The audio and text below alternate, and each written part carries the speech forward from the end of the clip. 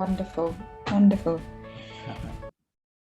Okay, so the next 15 minutes, I'm just going to give you a really brief introduction to a bit of neuroscience in order to help us really think about how our brains work, and for you as teachers to think about what might be going on for you and also your pupils in terms of whether their brains are connecting or not, whether they're actually being able to fully engage with the learning process, and how just a couple of little tips on how you might be able to help your pupils just re-engage if they've flipped their lid. And we're going to talk about what that means. So first off, before I share my screen, just a little practical exercise. I want you to create a fist like this. So wherever you're sitting, create a fist, and see my thumbs outside my fist. I want you to stick it inside, so it's like that. Yeah, great. This is your brain.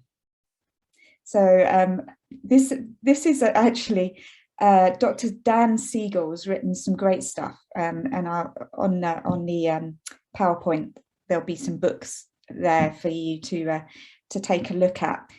So Dan Siegel describes the brain in this way, and I think it's really brilliant and really helpful. So you can use this and use it in the classroom as well. So this is your brain. So this bit here, your wrist, is the brain stem. Yeah, it's the most primitive part of your brain. We share it with reptiles. So it was the first part of us to be evolved in human beings. Then we move up the brain stem into the middle bit of the brain, which is where your thumb is. Yeah. Now that bit is the limbic system of your brain. Some of you might know this, so I'm sorry if I'm teaching you something you already know, but it's good to go back to the basics, isn't it? So the limbic, so this middle bit where your thumb is, there it is. That's something we share with many animals, and it's our super response system. Yeah, that's why it wiggles. It goes ding ding ding. It's like, whoa, there's an emergency. Yeah, and it's that part of our brain that's in control of our fight, flight, and flee system. Yeah, so that's in the middle, and then you've got the fingers that go over the top, that bit there, this bit here. This is called the cortex. Yeah, and it's the top of our brain, and it's the most recently bit of evolved brain that we have as human beings. It's what makes us human. Very important. This lid, the thing that holds our head in, as it were. Yeah, the cortex, the top bit of our brain. And the cortex is most recently involved, and it's basically the bit of our brain that thinks and that feels. And the thing I want you to remember from today is basically, I want you to imagine right now that there is a tiger in the room. Yeah, a tiger has just come into your room. What happens? Ding, that happens. Yeah. So when a tiger comes into the room, you flip your lid, quite literally. In other words, this top bit of our brain comes offline and the limbic system takes over, and you go into fight, flight, freeze, flee mode, or potentially flop, which is brainstem activity, but we won't worry too much about that. So what I want you to take away from today, if nothing else, is if a child in your classroom is frightened for whatever reason, it may be they're having real problems at home, or it might be they're being bullied, or they might just be scared of an exam or a test. If they're frightened, what are they going to do? Ding, they're going to go like that. They'll flip their lid. And when that happens, the top bit of their brain, their cortex, their left and right hemisphere, comes offline. They cannot think. Yeah. they will not be able to learn. So as educators, it's really, really important that you are able to create an environment that feels safe enough for the child to be regulated, calm, and able to think, but not just think, they need to feel as well. So their whole brain is activated and engaged in education. So how do we do that? Well, just some tiny little tips. This is just a real introduction to you guys. There's so much stuff out there now. We know so much about the brain, and the more we learn about how we are as human beings and what makes us feel safe, then the more we're able to kind of blossom, grow, flourish, and engage with education in the best possible way. So I'm just going to share my screen like that. Can you see that okay? Yeah, brilliant. Yes. I've called it developing emotional literacy in the classroom, but what I'm not talking about being able to write emotions in your English language class. I'm talking about being able to know how to regulate, how to name emotions, how to talk about how we're feeling. Because as we do that, it enables a child to feel heard, seen, and perhaps a little safer in the world. And then perhaps they might have their whole brain engaged. So let's talk about that very important top part of our brain, the cortex, the lid, as it were. When we're online, when our cortex is engaged, we basically have a left hemisphere and a right hemisphere. You probably know this. The left hemisphere is all about thinking in words, sequencing, linear thinking, mathematics, facts, and logic. The right hemisphere is all about imagination, feelings, rhythm, music, the arts. And they're literally divided into two. And there's a little bridge that links both hemispheres. Now, Dr. Dan Siegel has written some brilliant stuff as well. This is all his stuff, really. I'm just teaching what I've learned from people like Dan Siegel. He talks about whole-brained children. And whole-brained people are people who can both emotionally regulate and think in order to overcome life obstacles. Now, we often talk about, oh, I'm a bit left-brained. In other words, I'm good at maths and problem solving and logic. And then some people say, well, I'm very creative. I'm very right-brained. And there's a bit of a competition between the two. Is it better to be left-brained or right-brained? It shouldn't be a competition. This is not what we're looking at. Of course, each of you will have a preference. You know, you might lean towards being very logical and rational, or you might lean towards being very creative and emotional. There's no right or wrong. But the reality is everyone needs to use both hemispheres in order to get on with life. And the question is, how can we develop both hemispheres really well so that everybody can overcome life's obstacles when they come and attack us? So Dan Siegel says this: there is no easy way for the right hemisphere to speak, especially if only the left hemisphere of oneself or another is listening.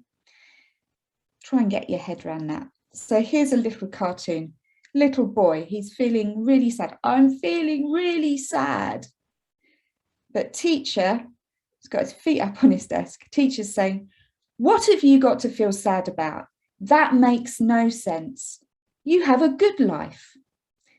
Now, this is just an example of little boy is in his right hemisphere. He's feeling, yeah?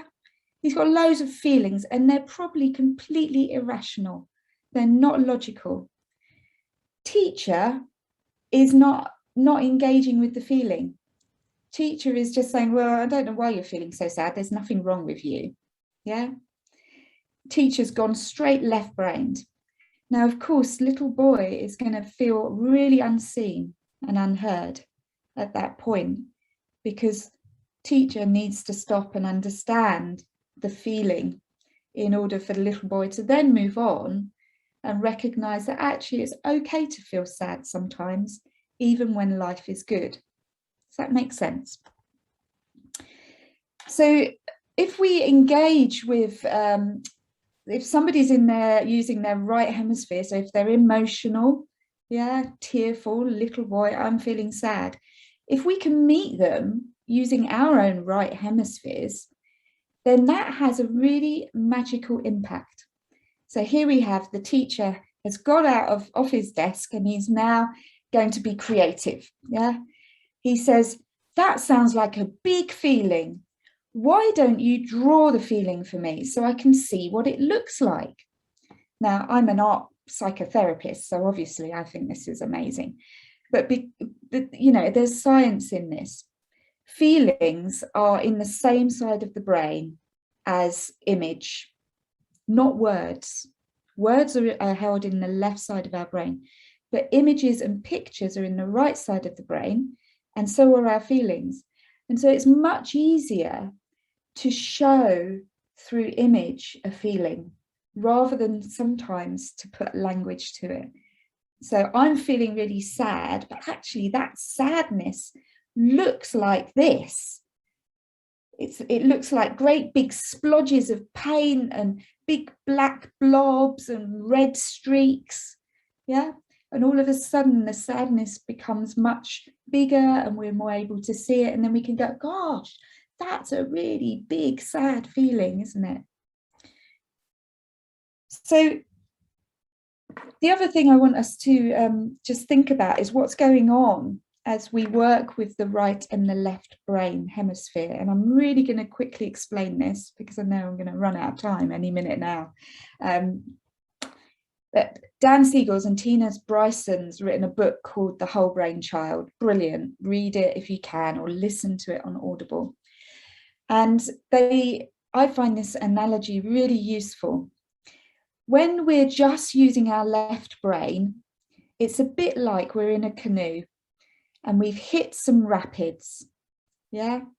But instead of going down the rapids, we drive our canoe into the bank and we get stuck. So if we only use our left brain to try and get over an obstacle, what happens is we become very rigid and fixed, and I can only do it this way. This is the only way, yeah? And we can find ourselves stuck. Now, if we're in a canoe and we hit the rapids and we're very right-brained, then what happens is we lose our paddle, the canoe goes all over the place and we're like, ah! And everything feels really out of control, yeah? Hysterical, kind of whoa, explosive. That's very right-brained.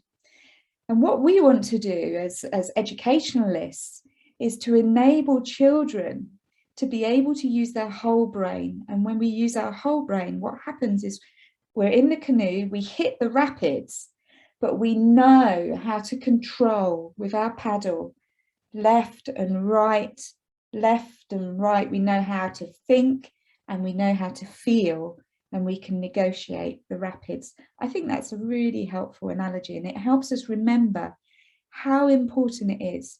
If you have a child that's got a big maths problem, they've got to be able to think, haven't they? Yeah. But if they're feeling stressed, they might flip their lid, so they can't think at all. It's pointless. So what we want to do is calm them right down, say, oh, I know you're feeling so stressed by this. Yeah, attend to the feelings, and it will help regulate and enable them to perhaps begin to think again about the math problem. So within a school setting, an emotionally available adult can really help a child to regulate the right hemisphere of the brain. Not only that, but once the child is regulated, then an emotionally available adult can help them to understand why they had such big feelings. So attend to the feeling first, and then once the child has calmed down, you can say, oh, let's have a little think about why you were feeling so angry just then. questions here, you can look at these slides another time, but this is what I'd love you to take away. People cannot learn when their lids are flipped. Yeah, they need to feel safe enough. And there's something called the Polyvagal Theory, which is all about looking at the nervous system and how when we flip our lids, we don't feel safe. And so therefore we need to do all sorts of things like what was said earlier. We need to breathe, we need to regulate in order to re-engage the left and right hemisphere of the brain. And then we're ready to learn. So there's a little bit of useful reading. And just to say, I work for Trauma Informed Schools UK, and it runs a diploma course teaching people about trauma. If you want to know more, just get in contact with me, and I can show you websites and all sorts.